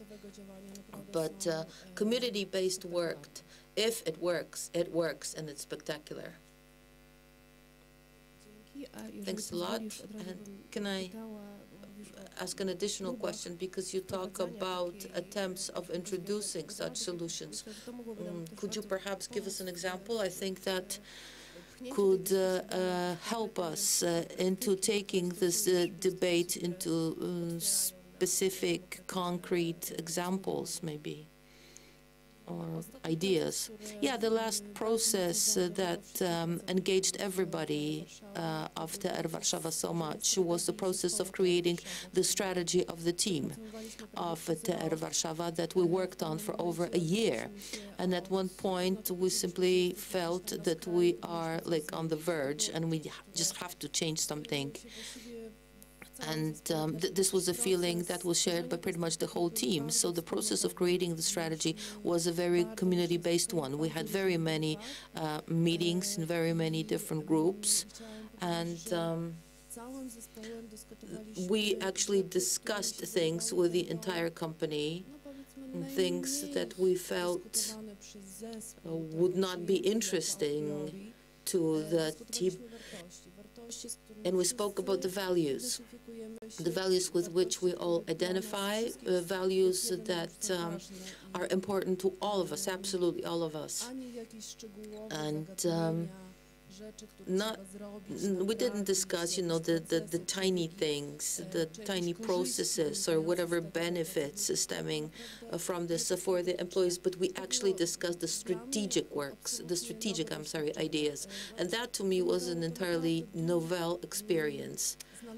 It did require of us finding time and motivating people so that they wanted to be engaged in the process, giving them at the same time the space and the possibility of actually encountering this topic, tackling this topic. So these processes, they have to take time. They have to have their dynamics. It's not anything that can happen, I don't know, in a month or 2 months. This is something that you need time for. I just wanted to add. No, sorry, because I was just thinking the question of, is there a good example of how to provide information? And because I would like to give a good example and not just complain about the difficulties of providing information. And there was, I did work for a big festival once.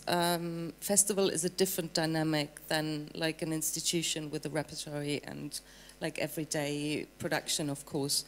But what we did there is that long enough before the beginning of the festival, we had a meeting with every technical team of every venue and all the people like looking after the companies that were invited. And so like just have really the team of the venue and told them about what productions are coming to your venue, why are they invited, what is the interest behind this production, having it in the program, what other technical details are important, what languages are going to be spoken, is there anything that anyone needs to know really to be a good host, because that was like the wish was to have good hosts for those companies that we actually did invite. And that, to my experience, that was really, that made these venues like little gangs in itself, because they really wanted to be supportive to everything that happened there, and they were in the end, like from everyone working there during the festival. So.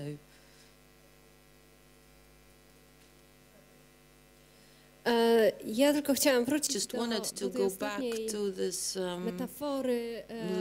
previous metaphor of an institution as a living organism, because I think this is very important, an organism that also has some moments of stagnation, like the PMS.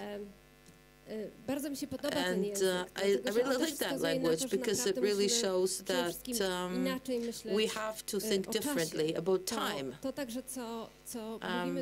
And what we're talking about here today, this is something that really does demand a lot of time and a lot of energy. It cannot be simply implemented in parallel to the same mode of production in which we're used to. We have to make a decision that we're going to produce less, that we're going to be working slower, so as to make space for these processes. It may sound very obvious, and we have been speaking about it for ages now, and we cannot do it. None of the institutions has the courage to say, hey, we're slowing down, we're really slowing down, because what is happening inside, the processes that we want to kick off are just as important, if not more important, because we have to work together to maintain life.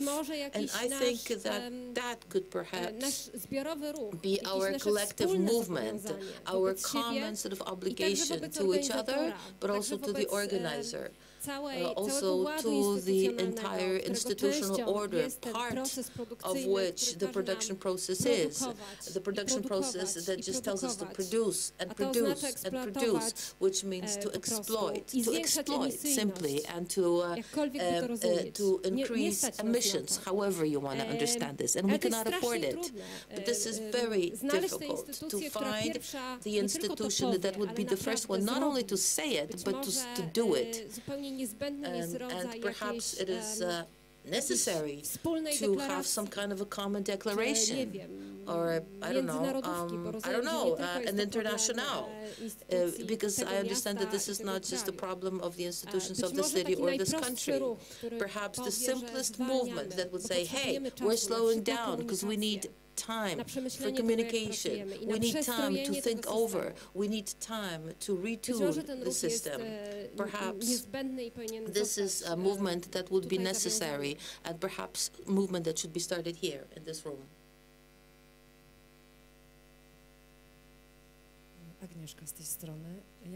Hi, my name is Agnieszka. Let me perhaps speak from the point of view of the Institute of Culture, not theater, and experience and share a positive and a negative experience. Whenever I'm asked about the distribution of information, I immediately think about knowledge management, and I have a negative experience when a manager higher in the hierarchy distributed the knowledge among the different departments on purpose, leading to conflicts. That, of course, led from the lack of transparency. And I think that something which is a huge break or a huge sort of hindrance is the lack of transparency about different decisions and about different activities. And for that reason, this knowledge or this information is not directly defined. Why we're doing something, why is something happening, and so this was a negative situation. Whenever we have such a manager somewhere up there in the hierarchy, it's difficult for the team, for the company, not for the team, to actually to actually take this kick this manager out, unless via revolution. In terms of a positive experience, at every single stage, giving each other the chance to ask questions, however stupid they may be, that at every stage, I do have the right not to understand something. I do have the right not to know something. So it's a question, it's an issue, it's a question of having a 15-second, I don't know, extra time to have the opportunity to ask additional questions. And thirdly, perhaps a good practice, what would I like to know as a participant of a given process to share with others and thus construct a dialogue with these people? Thank you very much. Can I please just share something? My name is Joanna Sokołowska. I work in a very non-democratic institution of culture and also a part of a non-democratic expert team of curators that decide. I represent the Museum of Art in Łódź, and I have these three postulates. Our museum, we did slow down a number of times. First time, it was because we were refurbishing the museum, and then we couldn't produce as many exhibitions, etc. And what happened then was this program, the urban ecologies, that happened for two years. And over the 2 years, there was time for a reflection, for working in a more insightful, non-spectacular manner.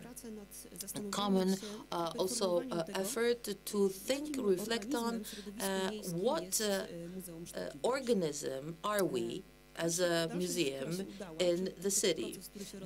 So this was a process that was begun, and we organized together with people from the outside. We organized focus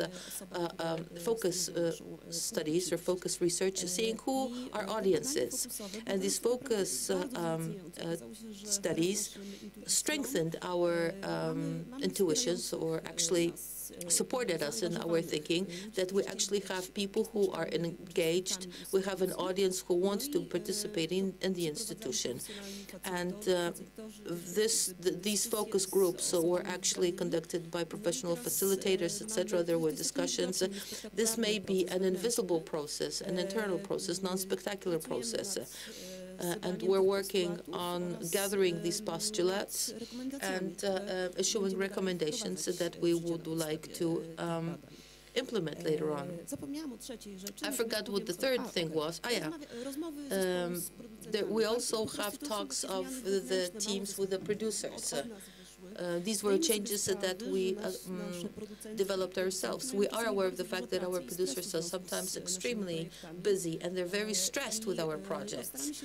So, I mean, it's not a democratic process, but what I have been observing over the past few years happening in our museum is that we are consulting the delivery or the feasibility of our ideas, and we take this into consideration very seriously when we program our exhibitions or publications, so there's not too much stress and so that people don't have to work over hours.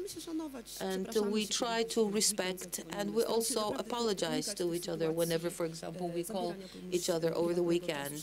We respect people's private time, and these are sort of our internal decisions. And the final postulate, which I feel is very practical, is something that perhaps I have no power of actually delivering this.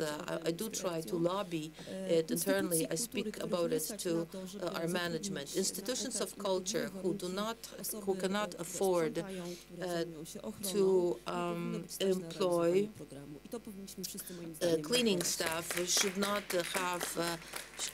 be able to afford to make any productions. Yes, on behalf of all the workers of institutions of culture and artistic institutions that have been overproducing in the country for years.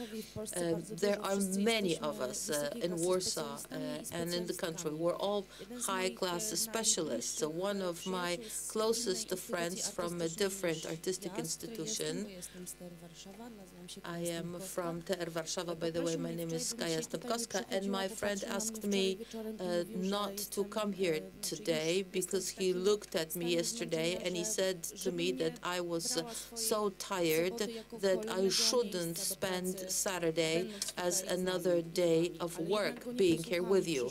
But I did not listen to my friend. I have come here, and he's really furious with me that I did come. But I did come because there's one thing that I would like to tell you.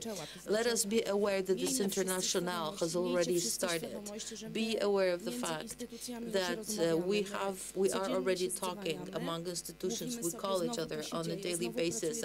We're saying to each other, hey, it's happening again. This is a 12 hours day again. But we're saying this, and we cannot be stopped, and there will be ever more of us, and not just in the culture institutions inside, but also among institutions. And there will be a time, and perhaps in 1983, the television series by Agnieszka Holland, that is going to come to an end because we're simply going to stop working. It's going to happen. And I'm not saying this to my management who's here too, and they're trying to slow down, but they cannot do anything because this is the way the system is. And we have to do this all together. It's not that it's going to be done by the organizers only or the directors. Each and every one of the workers, they have to postulate, they have to demand it, they have to slow down themselves, they have to have the courage to do it together. I know I'm a lefty, I know it, but I think that this is the only way we can actually put a stop to it and we can start functioning normally, because if not, it's going to end sooner than we think. So I feel that we already have two open postulates. The first one is that we should slow down, and the second one that was already voiced 2 years ago at the Congress of Culture, but which remains a postulate only. Those institutions that cannot afford to employ the cleaning teams, the cleaning ladies or men, they should not have the possibility to actually execute their actual artistic program. It's a very good beginning, a start of a manifesto. It's also a great space for such a manifesto to be drafted at the end of this forum. I don't know, it may be 2, maybe 3, maybe 4 bullet points, no matter. And now, if I may, I would like to very briefly say that we are already concluding or actually organizing a committee, beginning the process of drafting the manifesto, and it'd be real cool if at the end of this forum we could read it out, maybe in 4 voices, in a polyphony of voices from these stands here quadrupled by Iona Stahl. So come to me if you're interested in writing this manifesto together. And briefly, I wanted to follow up on what Kaja said, because it was very moving what you said. That's the everyday life of people working in cultures. You said that people are not to blame, but the system is. So what stops you from leaving work? What is it that makes you work overtime? If we name the parts of the system, we'll know what to oppose. So how come you don't work regular hours? There's the basic question that I often encounter. I'm the press spokesperson of the institution, and people say we don't perform enough. So that's a demand, that's something said by people, people who are the system. I don't leave my job when I should, I don't leave work when I should, because I hear that voice, you're not doing enough, you're not performing enough, you have a duty. As a cultural institution, you have a duty, you're responsible for taxpayer money, so your job is to produce and to perform as much as possible. So that's why I don't leave work on time, just like my colleagues in other institutions. You don't imagine I've been calling my friends from other institutions on weekends, on Saturday and Sunday. 80% of them are at work. We work on weekends. We work weekends. We work more than 8 hours a day. You're not doing enough. You're not putting on enough shows. We want more. So the question is, does anybody come to these shows? And are we doing anything to get, to attract, to bring in more people, people who will see the culture? We're overproducing.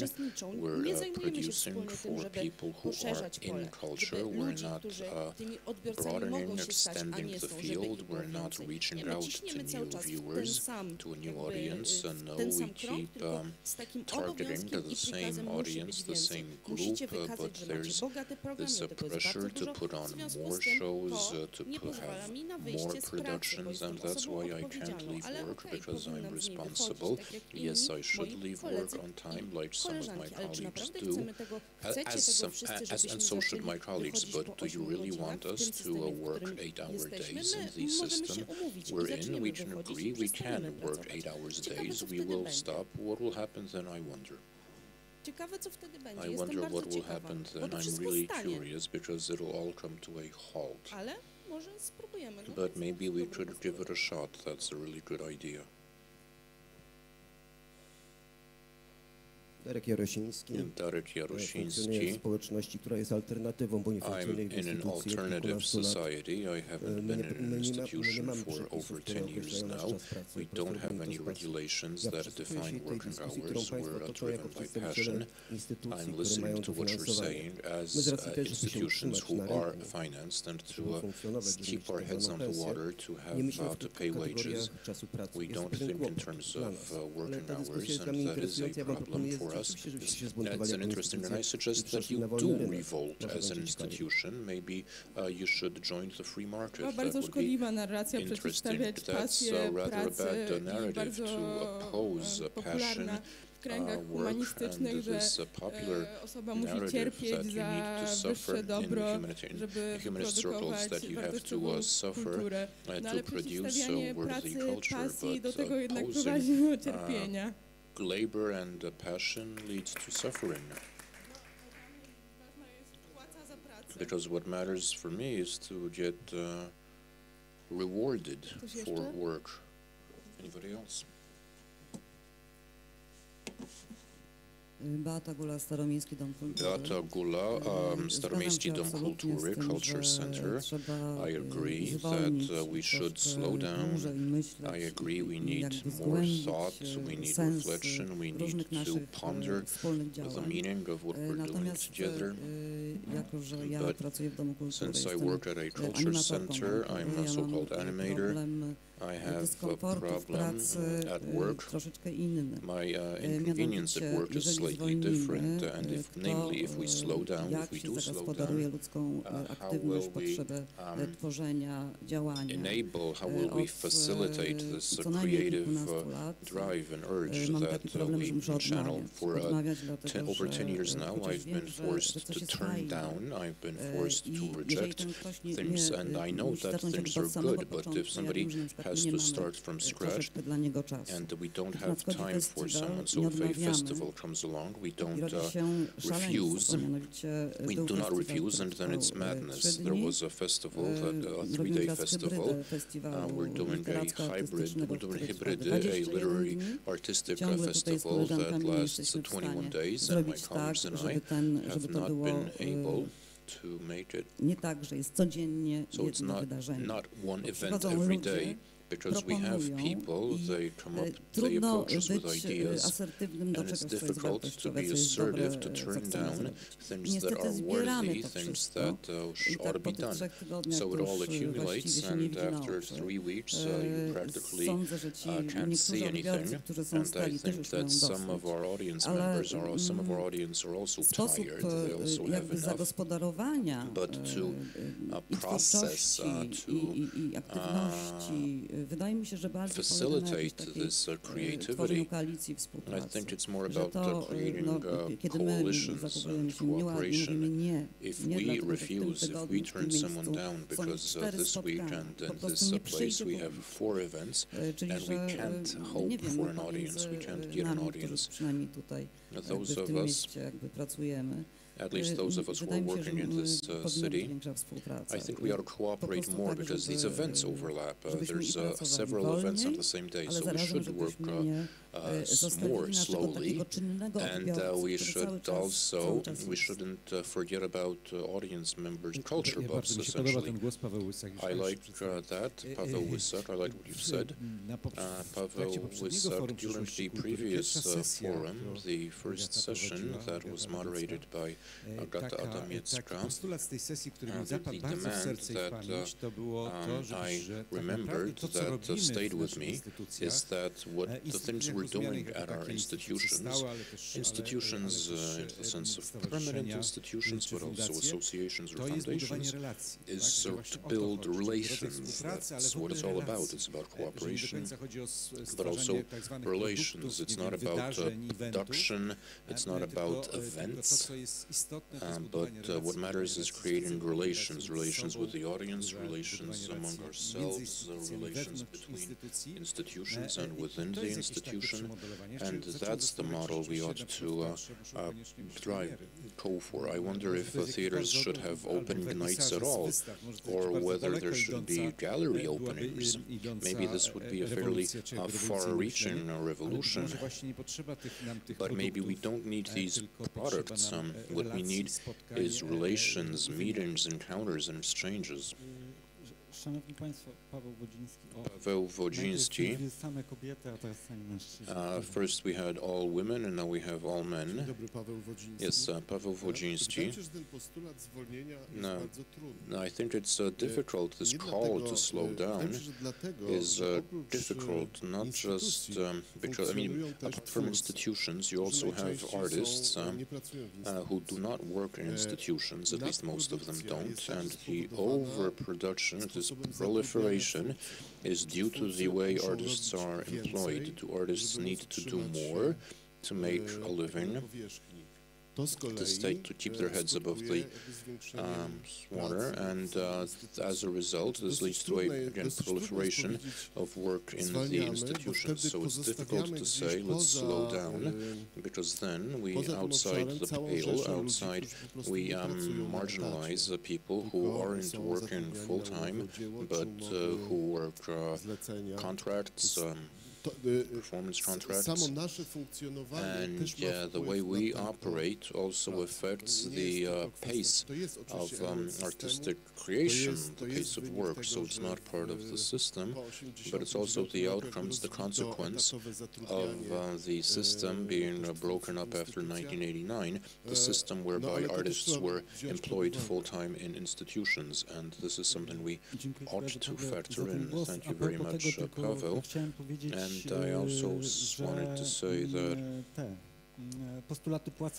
these wage demands or salary, financial demands, culture is still the least, the median in wage in culture, regardless of whether it's full-time employment, is 1,000 zloty less than the median salary in the Polish economy generally. And in the trade union community, we are talking about wages, and that our financial demands ought to be expressed. We need to, because we can slow down. We will only be able to slow down. And here I agree with what Paweł Wodziński said. We can only slow down if we get wages or salary remuneration for our work. I'm speaking as a curator, artist, as a member of the Precariat, if we get money that will allow us to make ends meet. Speaking of slowing down and revitalization, regeneration, we will be announcing a break, or we are announcing a break just now. Thank you very much for taking part in this opening discussion. And if you can bear with me for a minute longer, I wanted to say one last thing, or express solidarność. My solidarity with someone who expressed my solidarity. We spent a lot of time talking about workers, employees, empowerment, about listening to their voices, people being heard, being empathetic towards those who are lower down in the hierarchy. And here we are talking about this in a context when a national culture institution, the Theatre Institute, which employs Agata Damiecka, is in a very difficult situation. The management is currently being changed, and employees were not heard by the Ministry of Culture and National Heritage, and nobody consulted them about workers. Speaking about workers, there's the term in culture, so it's about workers and not just directors, managers, and stage directors. And this is what this forum about. Yes, I was talking about workers. I will fill you in later. So I really wanted to express my solidarity with the employees of the Theatre Institute, because in defiance of any social sensibilities, the ministry ignored their voice and their opinion, showing their contempt and high-handedness towards people in culture. The ministry did not even listen to the voice or to the position of the trade union of the Workers' Initiative at the Theatre Institute, showing its disdain for workers' organizations, for labor organizations in culture. Therefore, I wanted to express my solidarity with the Theatre Institute, and Bliński, the culture minister, must go.